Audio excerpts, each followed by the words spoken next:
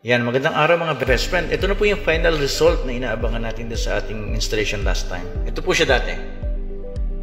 Yan, nagkaroon ng makeover. May ganito na siya ngayon.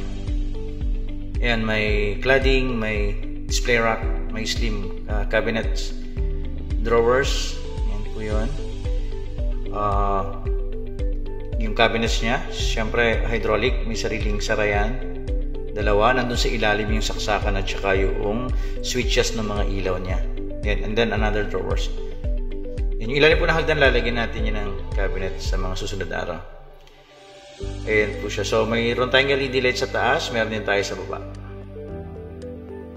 Ayan po yung makeover na ginawa natin. So napakagandang tingnan, napaka neat and clean. Mapapansin nyo yung cable o yung wire ng TVs, tsaka syempre yung Cat B cable, tinago natin yan, ginawa natin ang paraan para mailagay natin na maging maayos para neat and clean siya. Paki-watch and share po ulit ng aking channel. Maraming salamat po and God bless.